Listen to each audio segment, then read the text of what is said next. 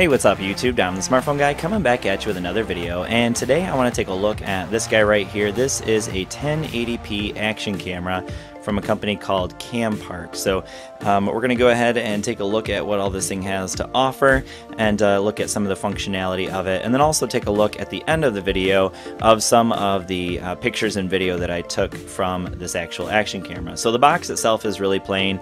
Basically you see everything right there. That's pretty much all it comes with in the box. But then here is all of the stuff that comes inside of the box. So we have a few different attachments for various situations.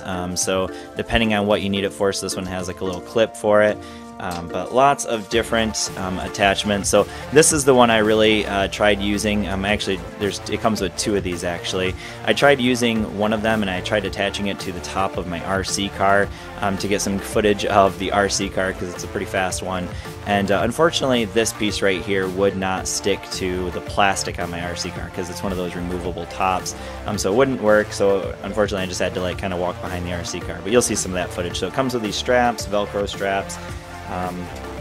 Also comes with an extra battery, which is really nice. That is actually pretty awesome. That for I think this was $40 and you actually get an extra battery. So two 900 milliamp hour batteries. In terms of battery life, you're looking at about an hour to an hour and a half with the action camera. So lots of different attachments. As you can see, this is the one that would be like for your bike handlebars, and this is just the micro USB cable for charging it. So that is pretty much everything it comes with. A couple extra 3M strips there for connecting it, and then we have the user manual, of course, but we'll take a look at how it all works. Now this is the actual piece it comes with, so to open it you just kind of reach from the front and then you pop this back open, then it slides right into there. So I'm not actually going to keep it in there because I want to show you how it works outside of that. It does not come with the monopod, so that actually is something I recommend getting, especially if you're going to do some like handheld footage. Having the monopod's kind of nice. I think I picked this up for like less than $10 at Walmart, something like that. And of course you can pick up much nicer ones, or if you really want some great footage, pick up a gimbal, because then you can get some like stabilized footage, because otherwise this isn't very stable footage. So in terms of the buttons on the camera, we just have a power button that also doubles as the mode button. Of course we got our lens there. It is plastic, so you're going to want to keep it in this in order to get the waterproofing. That's how it's waterproof. The camera itself is not waterproof by itself.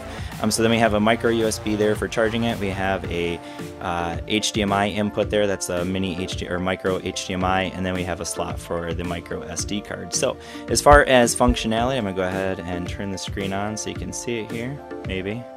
Did I shut it off? I think it shut off on its own.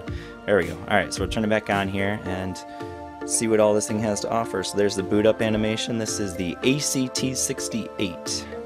Alright, so this is actually not the default. The default is actually 2.7K at 30 frames per second, which is kind of weird because it's called a 1080p camera, but it actually can shoot in 2.7K, so it's kind of weird. But you can see the microphone is on. That gives you an indication. We got the time and date stamp, so you can choose to have that on or off. So in order to switch between the modes, so right now it's on video camera. The next one is going to be your still pictures. So to take a picture, you basically just click up here. But in order to swap between those, you're going to hit that mode button there. So the next one is your slow motion. So you can see 720p at 90 frames per second is the best slow motion you can get on here. So I have some footage at the end of the video for that. And then some still pictures. These are actually still pictures from a different action camera. So I'll show you some still pictures from this one at the end of the video. And then this is just your menu here, so click OK and you can go into the various things. So you're going to navigate it with these up and down arrows right here. So I'm going to go ahead and go into the resolution, because you can see right here some of the different options. So right there it is, 2.7K at 30 frames per second. So I'm not sure why it's called a 1080p camera, but that's actually what I prefer, is the 1080p, because the picture actually seems a little bit better there. So you can see that we do have a time-lapse option as well. We can do some loop recording, and then we can choose what our slow motion goes at. And 720p at 90 frames per second seems to be the best there as well. So then to switch over here, we're just going to hit mode, and I can go into my photo resolution and change that. So you can see 5, 8, or 12. is our options there. So one more is going to bring us into some of our menu options. So we have exposure, white balance. We can turn the Wi-Fi on or off. So the Wi-Fi is going to allow you to connect it directly to your phone, and you can control it with your phone rather than using all these buttons. So that's really nice. We can do image rotation. So if you need to like maybe stick the action camera upside down, it will actually make it so that it's flipped up the right way when you're doing it upside down. So that's kind of cool. Then we have a driving mode and a few other options there as well. So I'm going to hit the mode again to go into the settings so we can change our date and time and all that good stuff. So I'm going to go ahead and go out of that. So anyways, that is a look at the actual action camera.